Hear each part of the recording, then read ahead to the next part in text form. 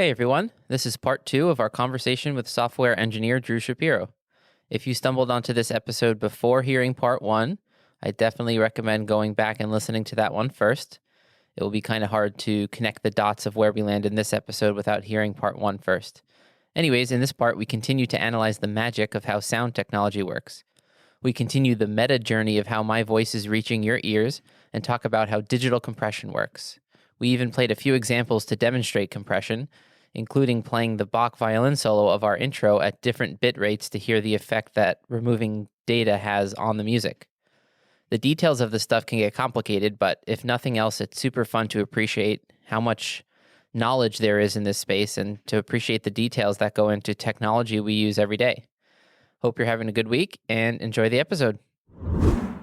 I'm sure everyone has heard when they're on a Skype call or a Zoom call or something and the connection gets bad, you'll hear the voice gets that like choppy. Is that where there's like just that is a resolution change, or there's when it's choppy, yeah, that's like buffering. So this is another sort of two-world thing is like live audio versus recorded audio. There are a lot more difficult hoops to jump through with live audio because the expectations are higher. It's why it's still, you still need to be in the same room to play music together for a lot of things, unless you have crazy fast internet and crazy fast. Even then, the speed of light is still going to limit you. As when you're in the Carolinas now, we're in New York, like the signal can only get there so fast. Yeah, but I mean, the light travels really fast. It does, but not and it's not really in the same room. But audio travels slow. So yeah, I think by the time you say something and it gets to her ears. All right, let's try and clap at the same time. Ready? I'm just saying the speed of light is an upper limit for anything. It's not how fast all information is traveling because there's a bunch of paperwork along the way. Right. I'm going from IP-A to IP-B. I got to resolve these addresses. I've got to go up and down the stack. Like the reason things are slow is because there's a lot of cruft. There's a lot of making sure things work together. And also the information is sent in packets, right? So you're not just hearing like a constant stream of my digital bits, but certain discrete packets. Is that fair to say? So this is when you hear that choppiness, that sort of packet stream has been interrupted, so to speak, right? Things on computer work way fast, so much faster than even the audio samples are being produced. If the computer couldn't be faster than the audio samples itself, you would have to wait. There'd be more gaps between the samples because there'd be like processing time or something like that. So really like the low level electronics are operating on 2x, 4x times so that they can handle, let's say they could buffer 4 samples, deal with it, and then send them along. And that's sort of packeting, right? Like rather than sending sample, you're saying, let me grab the first 200 samples. Okay, now I'll go send them off. I'll grab the next 200. Yeah. And again, this is sort of a knob that you can tweak in different systems to get different performance. I saw this comparison. Is this fair to say? So they said, like, imagine you needed to send your grandma a mosaic in the mail. You know what a mosaic is, right? But if you ship the whole thing at once, it breaks because it's like a giant wall-sized mosaic. So and it probably take longer to go because it's got like fragile box and it would cost more because fragile and giant box and all that stuff. So you decide to make the mosaic into 20 different pieces, and you send each one in a different package, and then you also send a package that has the assembly instructions. Would that be a roughly fair way to say how information, now that we're in, our audio is digital, the way that this person hearing this podcast downloaded it was probably in some amount of these discrete packets? Would that be fair to say? Yeah, the part where you split it up is definitely true. The motivation of why you do that is very particular to whichever like application you're thinking about. So let's say wireless, for instance. I'm on stage and I'm playing into a guitar that has no wires, but it's got a wireless setup so that it's sending those samples to the mixer at the back of house or something like that.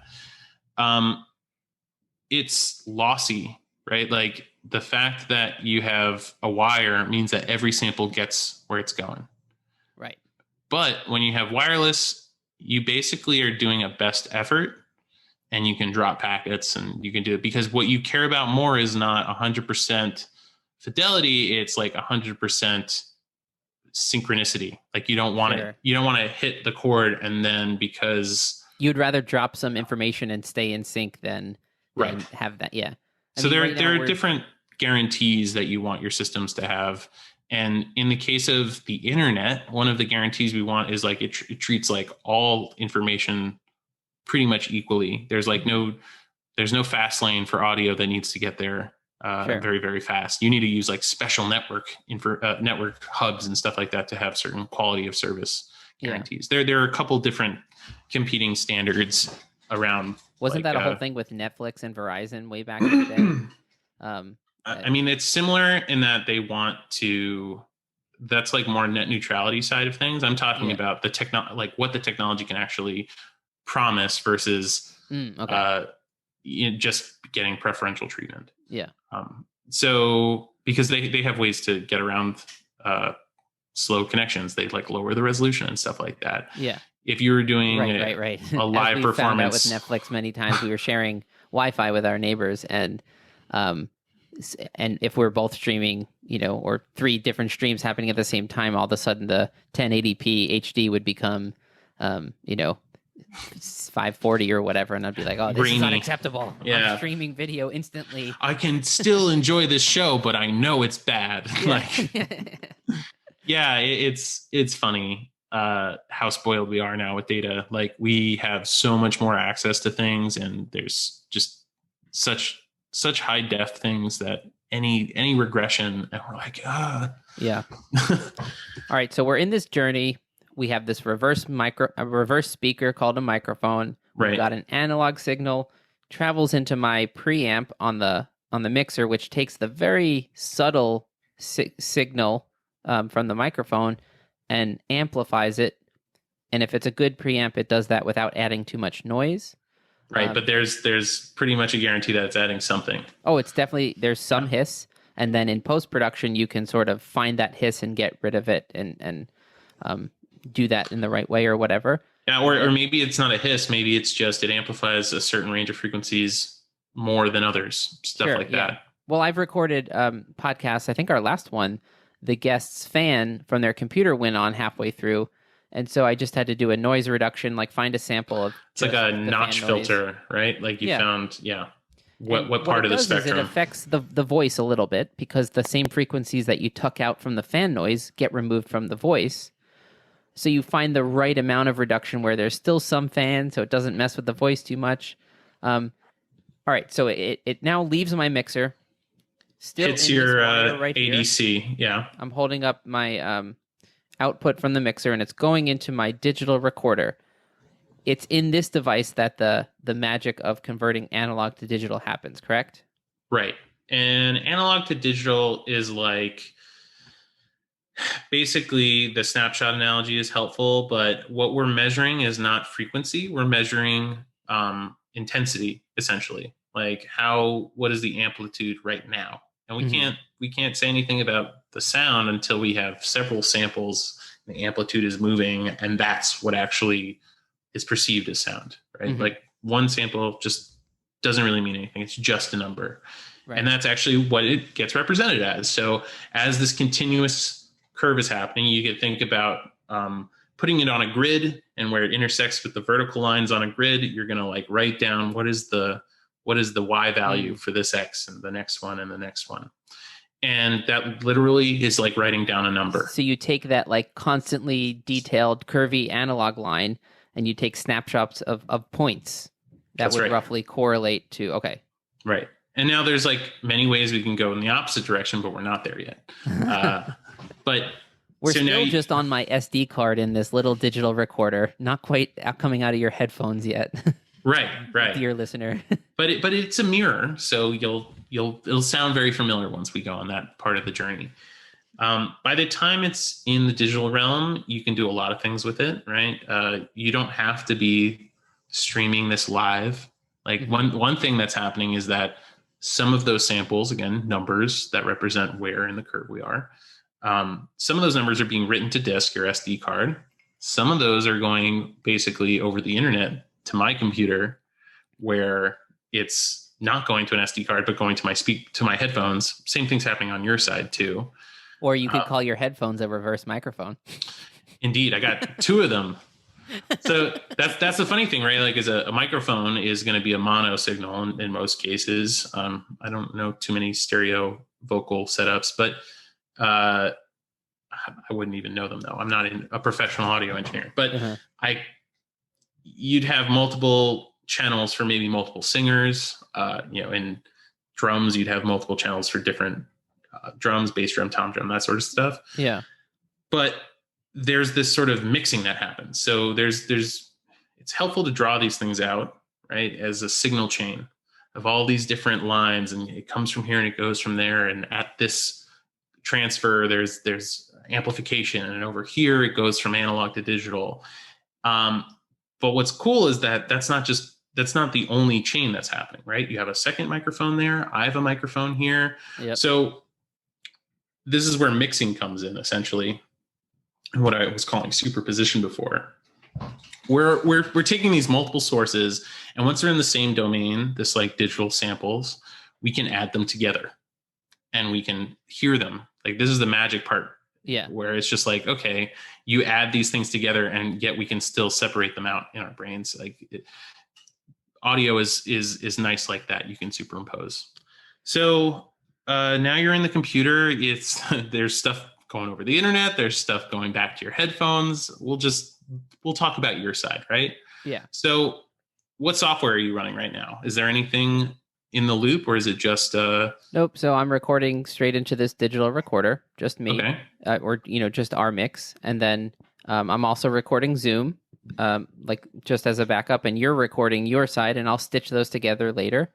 But let's take just our side. It's a WAV file on this device when we finish the podcast. Mm-hmm. Now I go in, I edit everything together, and I compress that WAV file into something everyone's heard of but might not understand what it is, something called an MP3. And essentially, when I convert it to an MP3, even on nice headphones, it sounds about the same. Mm-hmm. I think let's start with playing those examples real quick of... so basically, I recorded two samples of a WAV file, uncompressed, of me speaking, and then I compressed it to be like a phone call, so I took out a bunch of frequencies except a narrow band. So let's start with those ones, and then I also did a similar thing with Yanka's violin playing. So let's see here.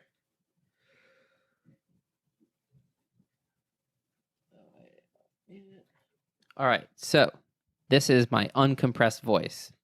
This is an example of what my voice sounds like without compression, or rather with just MP3 compression, no frequency removal. And so I said the last part because by the time our audience hears this, it will be compressed to be an MP3.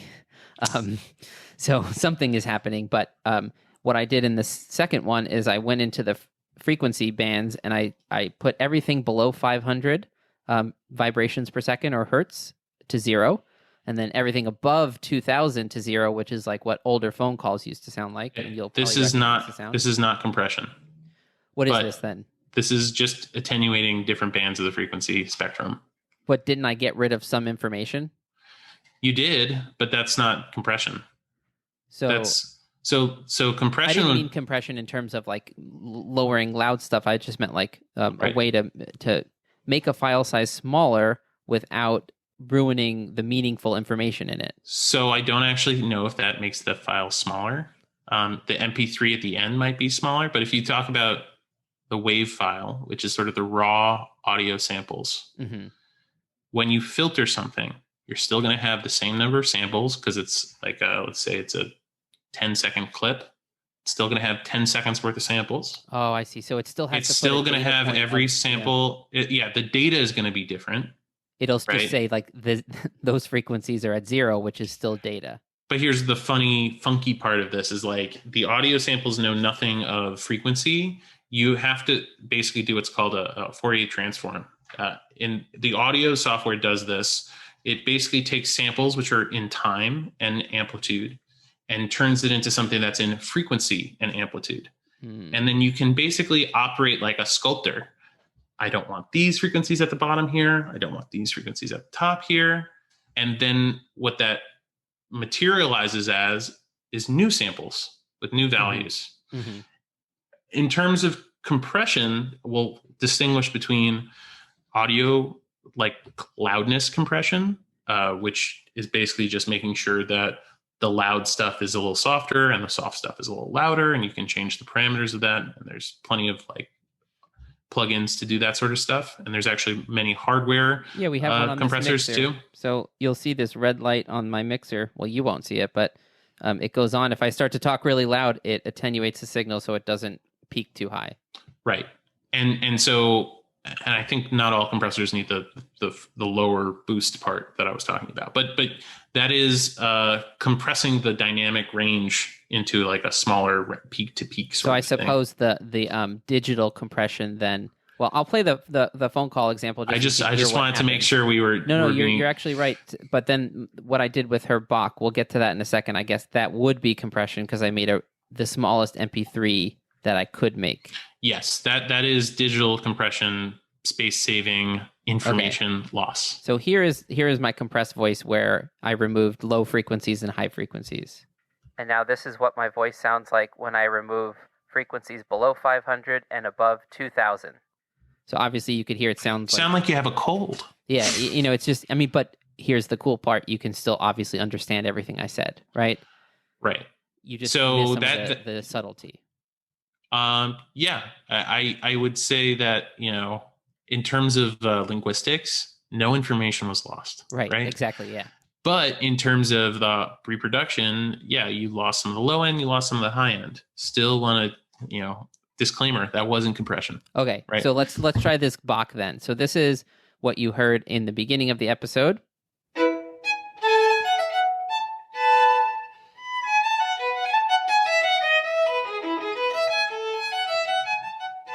Okay. And now this is that was actually that was an MP3, so it was compressed at like 300 and something kilobits per second. Higher quality MP3. Higher quality. And now we'll listen to the lower. And now I made MP3. it as low as Audacity let me.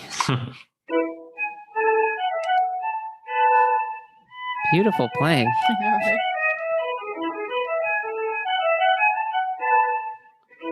I don't hear a difference.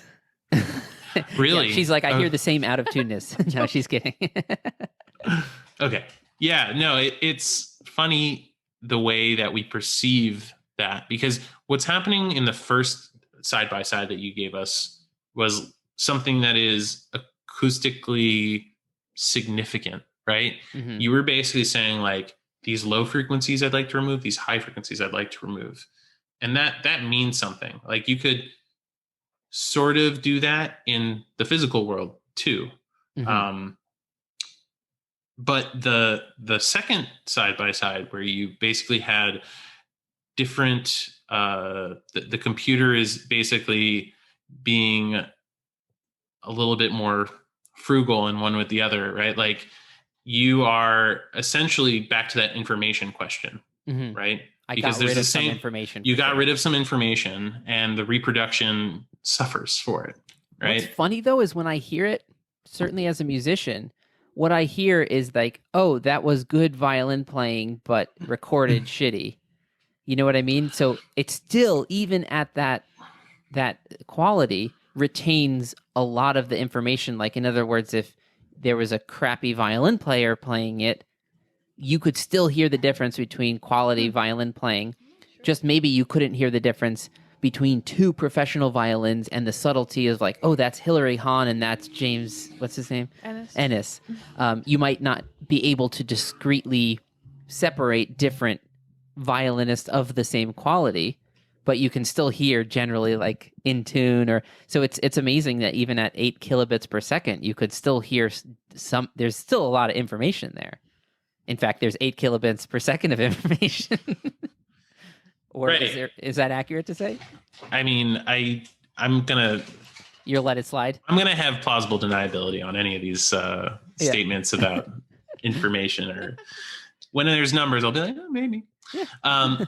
But I think what you're getting at is about what when I lose data, how am I still getting information out of it? Or like, Yeah, and is what it is the really lower data? limit of that? Like, can I keep removing stuff until it's just like, like Right. what, Yeah. where is that line? And I think it's very blurry because you could do that same experiment for the voice that you did in the first, right? Yeah. And That probably would have maybe, been more meaningful, wouldn't it? Like, because then at some point you wouldn't be able to hear any discrete words. It would just sound like, yeah, maybe it gives you that listening on the other side of a wall effect where you're like, Sure. okay, I'm getting some sort of like impression that it's a voice because it's in that voicey range of frequencies, and I get the impression maybe that they're There's a kid, there's a talking. dad, there's a mom, like, Yeah, y- maybe something like that. But like, this is the information that you're trying to get out is very subjective, right? mhm. Like when you're talking about, I can hear it's a good violinist. Like, I am curious, like, when can you tell the difference between like a computer playing what the violin samples in an order versus like the human playing it, and Mhm. when are those lines blurred? You're basically like occluding the image, right? You're getting blurrier and blurrier and blurrier until you're like, oh yeah, I can kind of see the Right. Would sound I be here or able there. to? Yeah, exactly. But yeah, I'm hesitant to say anything about the information that's being lost there, other than you could compare the wave file to the MP3. You can look at their spectrograms at the same time, maybe, and you could say, Mhm. oh, look, like this whole thing was essentially filtered out.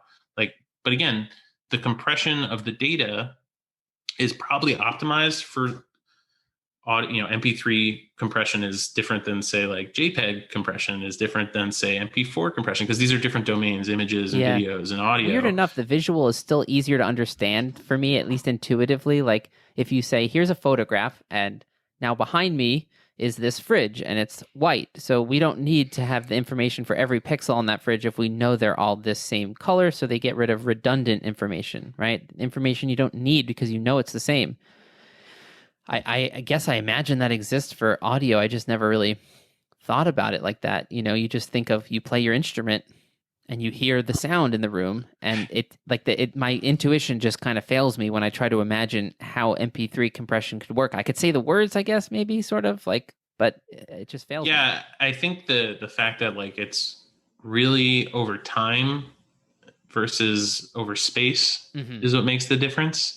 So Right. Yeah. And yeah, and the time scale, just like you said before, with the constantly rising frequency, like that was really dependent on the time scale that they increased the frequency and added new ones. And so, yeah. right.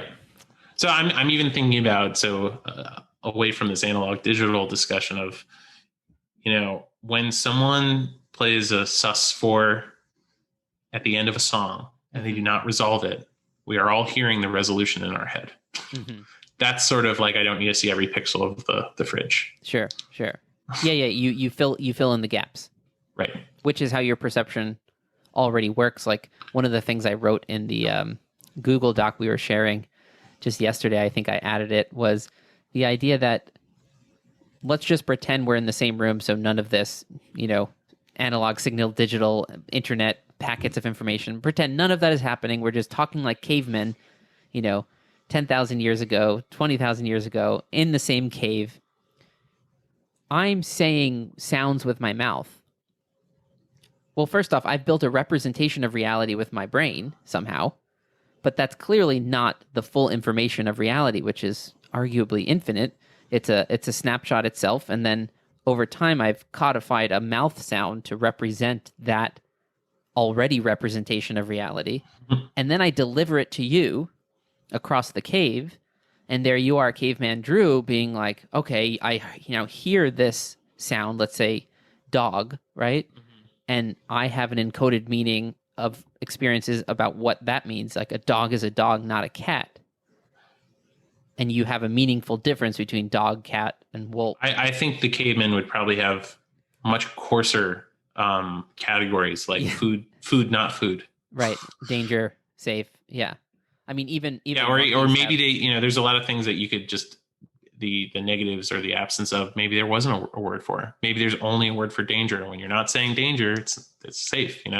So Right. I think the psychology and like the language side is so magical. There's two stories there, right? There's sort of the generational evolution where like we have a meaningful set of vocabulary, we are teaching each other, and over many generations, it specializes, it branches, certain branches die, others get merged back together. There was language before there was an alphabet, like then it gets into like, I can communicate without sound. Like that stuff's crazy. But then the even crazier story is, so that's like thousands of years of, everybody working together. It's crowdsourced. And then a baby can acquire language in like a couple of years. Right. That's insane. Well, and they don't for that, right? I guess so. I mean, there's certainly like things like bird songs and stuff, but it's crazy that we are able to acquire language so quickly. And obviously, like, we are not done learning ever. Yeah. That mental model keeps on changing, and especially if you learn a different language, it kind of. I mean, I know I'm so envious of so good at learning languages because of so many reasons I can't even begin to articulate because I don't know them. But it's kind of funny to think about, like, well, what is the language that we're speaking to ourselves in, and like, what is thought devoid of language? Like, it's definitely different. Like, but I notice my thought is like highly visual and somewhat language. But I know some people that are primarily language thinkers. What are you, Yanka? Oh, that's a great question. I never thought of it. Let me see. Do you think in Turkish or English? Well, she just said, "Let me see," so maybe visual. Oh, yeah. Interesting. I think I revealed the answer. I don't know.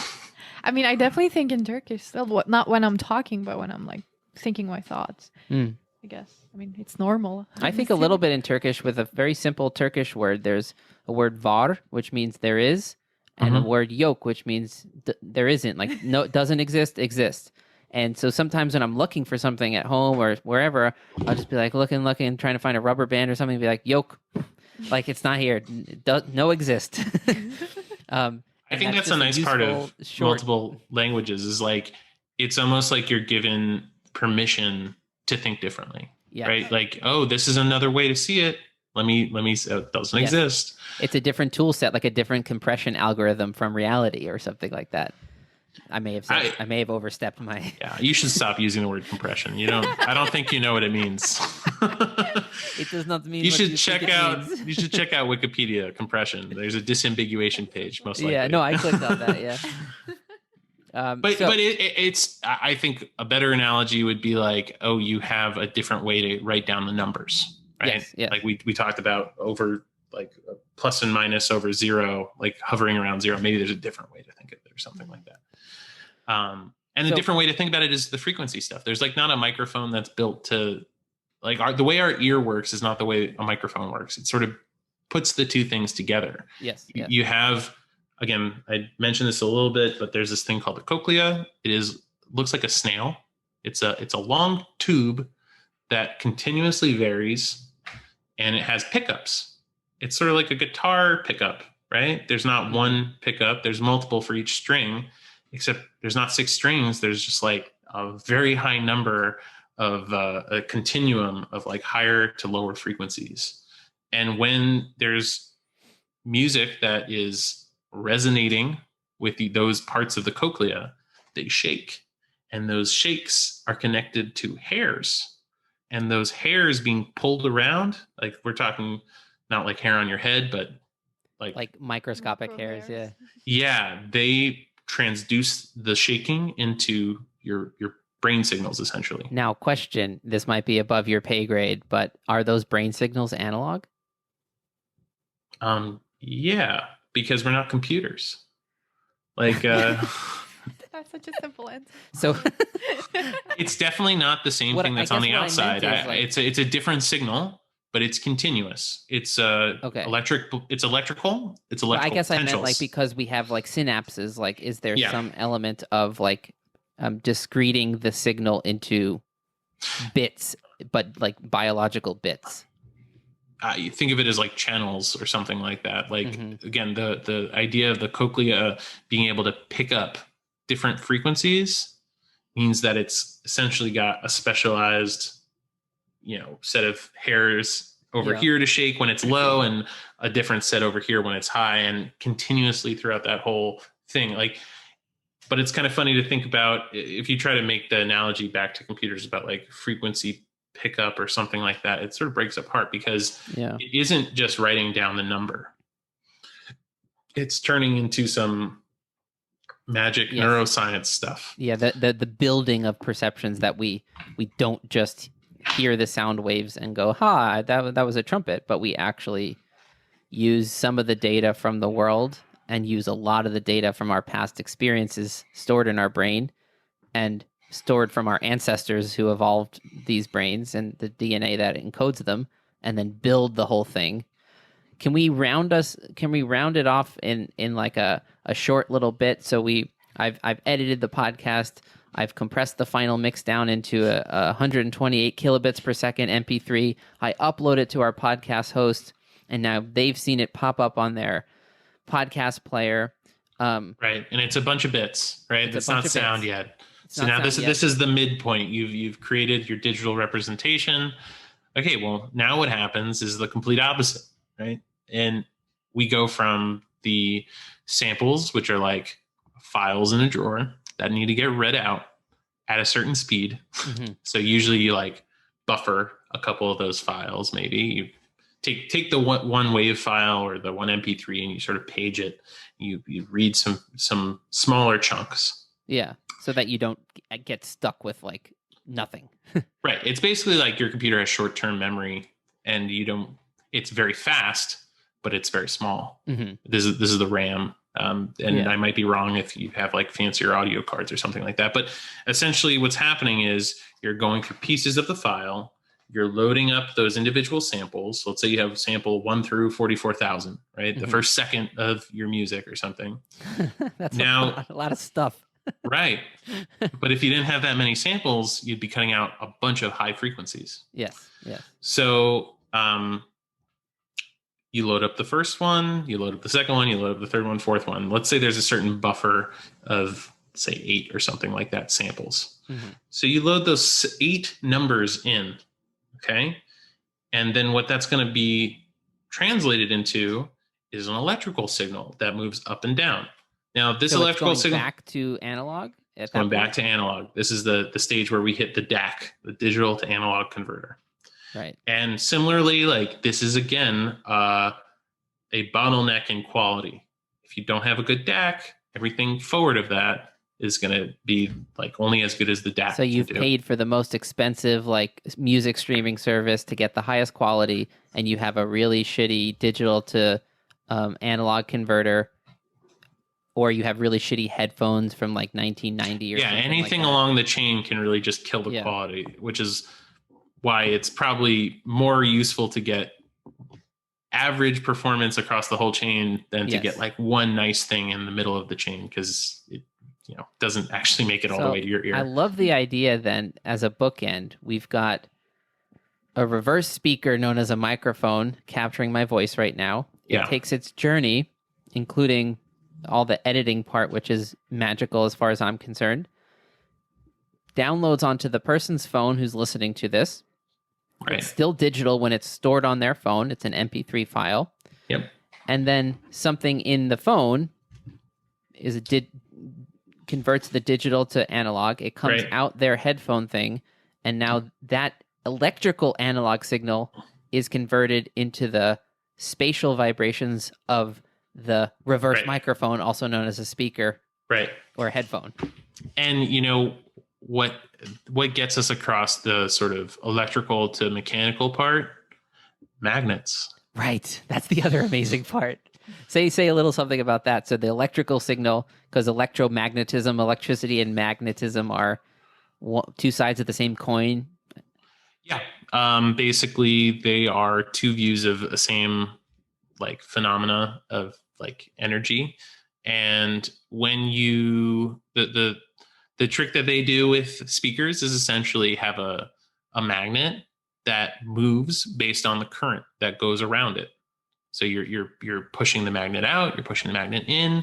These are called speaker drivers, more colloquially. So It is a direct connection, the mirror of how the microphone works, where you're moving something. That something is somewhat of a magnet, if I understand correctly, or piezoelectric. There are different ways to pick up, essentially. But when you get to the speaker, and you want a magnet, essentially, because you're trying to move the cone, the whole surface of the speaker to reproduce the sound, right? If you think about how like your voice box works versus how a speaker works, like the voice box is like way more complex. There's all these different muscles that are moving back and forth, and it's not one big one that just goes like this. So you get some really crazy ways to, I guess, efficiently actuate the sound. But with a speaker, you're essentially just like taking the same signal, the analog signal, and running it through a loop with the magnet in the middle, and through the magic of magnets, electro. Well, and then maybe some of those, depending on how expensive your headphones or your speakers are, that analog signal will discrete maybe some of them to the higher drivers and the lower drivers and the subwoofers, right? Yeah. So essentially big things move, they have inertia. Yeah, and so it's harder to move them fast. And so you have a smaller driver, and you'll see these, like you said, they basically cover different parts of the spectrum. This is where we get back to like, okay, this is a treatment of the audio that is supposed to be good, subjectively good enough. You could measure things like signal to noise ratio, which is to say, like, given the input, it goes through the whole system, it comes out again. If I put these two things on top of each other, where they don't meet is noise. Yeah. Right. And you can hear that with the sort of lower res, like MP3 versus the other one, because what's happening is you're like skipping pieces of time, or you're skipping essentially amplitude levels. This is another thing I wanted to say about the digital to analog conversion is we're essentially trying to reproduce the analog signal that came in at the analog to digital conversion, right? Yeah. But now we've lost information, right? Once we go into digital, we've discretized, we've lost a sort of resolution, both in amplitude, but also resolution in the frequency space. Unless we took a sample rate of infinity, we're always going to lose some information. Right. So at some point, again, the sort of cost benefit analysis was like, let's choose this frequency range, or this sample rate. And in the note, the Google Doc was kind of something we said about Kodawari and musicians and technique and performing and art in general, which is you have to balance Kodawari, this like you're trying to get the best sound out of this podcast, let's say, right? But you have other parameters and the pragmatism, basically. You have not only technological limitations of like whatever, but if I make the MP3 file too big, I get a slight increase in quality and a big negative of when you hit download, it's going to take way longer to download. Let's say I can make the MP3 5 times smaller by making it 128 instead of, something way higher. And the increase in quality is just not enough. And the pragmatic fact that you can download it in 1.5 seconds beats, and that's what I go with. And this is like, I think the way I wrote it was, in engineering, or at least in my personal experience, I've been told many times that perfect is the enemy of good enough. Right. And that seems very anti-Kodawari, right? But like, it's a different goal. Like, the goal is not to get sucked into every detail. The goal is to really free yourself up from each problem by solving it just enough to move on to the next problem. Right. If you maximize solving every little problem along the way, let's say you had a problem to solve, let's say this would never happen, but podcasts didn't exist, microphones didn't exist. We had to invent all this stuff that's making this work right now. Just imagine the amount of problems we would bump into, even just trying to make a microphone, right? If we were just building it from scratch. And so you just accept certain imperfections because the thing you're aiming at, which is making an intelligible voice travel across the internet, is the goal. And then each step along the way, you make a compromise. And that's so there's a funny thing with the technological just wave we're writing, where you could compress it and get it to be a smaller file size, or you could say, you know what, in 2 years, everyone's going to be on 7G or whatever the hell it is. And they're going to be able to download it fast anyway. So I'd rather keep it, I'm not even going to go to MP3. I'm going to just give them the WAV file. I'm going to give them the lossless FLAC file. And most because podcast hosts that, they need MP3 files for that reason, I think. Otherwise, their servers would be filled up real fast. Right. Because again, the economics of storing it, if everyone's using MP3s, they can serve tens of thousands, hundreds of thousands of individual podcasts. Exactly. If everyone was using FLAC or whatever WAV files, and then Apple would have to come out with the terabyte iPhone 12 or something. Yeah. Well, so that's the funny thing about everything streaming now, is that you're probably using less than a CD amount of, unless you're downloading things offline. Yeah. You're not even keeping a CD's amount of music on your phone at any given moment. Yeah, I definitely do some offline, but it's funny that we have more and more space on the phone, yet our photos are in the cloud. So they just save a snapshot of like a low res version of the photo on the phone, unless you want the full one. It's going to be funny how that will affect all these different technology things affect inventions and market forces and stuff like that. Yeah. Any closing thoughts before we lose our minds going meta, talking about podcasts on a podcast? We might already be there. I'm on episode 3, I think. I just think it's pretty cool to approach to set goals high, but it's good to be pragmatic and say, this is good enough. Yeah. Like practicing a piece, I'm starting to practice piano again. I'll try to bring it back to music like proper. And man, do my hands not know what to do? And my rhythm's all over the place. Oh, I got to the section B where I know how it goes. Oh, I'll go faster now. It's just like, nope, gotta keep one tempo. But it's more about the journey than the destination is, I think. Mm-hmm. The real path is the goal. Right. And I heard you guys say that on like episode 1 or something like that. But that's sort of what I'm taking away from this of, there are pieces of my engineering perspective that really don't mesh well with this idea of just like finding perfection or, approaching it. But then there are pieces that are about what does the engineering serve, and that is the sort of higher goal of like unblock yourself. Yes, yes. I don't need to play the piano piece that I'm playing called Tea Time by Wolfpack perfectly. I just need to be playing it well enough that I'm getting better and that I'm sort of enjoying the time rather than like really hating myself for not being what I can't be immediately. Right. Yeah, that's the psychological part. Not only shouldn't you try to play it perfectly, you probably can't anytime anyways, even if you were practicing piano 8 hours a day for 10 years, right? Like what is perfect anyways?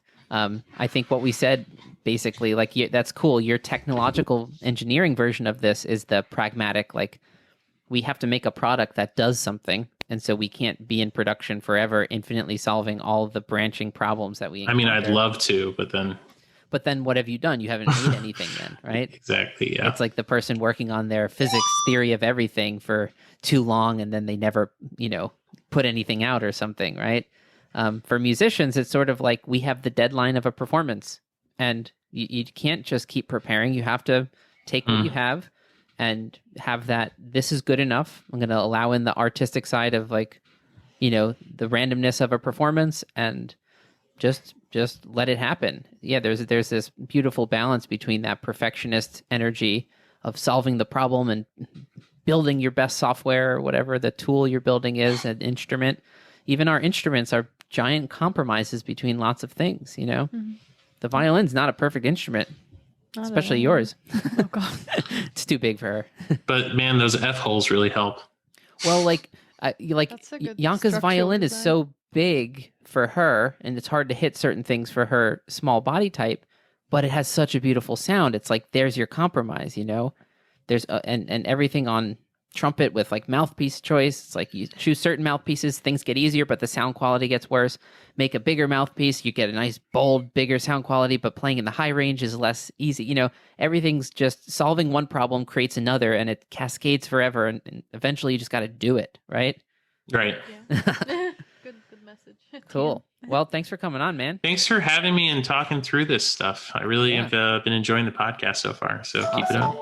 Sounds good. I'm going to hit stop here and then say goodbye to you off air. Okay. Real goodbye. Bye. Bye. Bye. Bye. All right. Thanks for listening to this episode of Exploring Kodawari. If you enjoyed it, we hope you'll consider sharing it on social media and with friends. You can also help us out by leaving a rating and a review wherever you listen to podcasts. Those help us more than you would think. And if you'd like to help us out in a more substantial way, consider going over to our website to make a donation through PayPal. Links are in the episode notes for this. You can do this as a one-time donation or a recurring monthly donation. All of that support will help us to set aside time in order to create content for the podcast and the blog. And finally, please get in touch with us and say hi, either on social media or privately through email. We'd love to hear from you. Thanks for listening, and see you next time.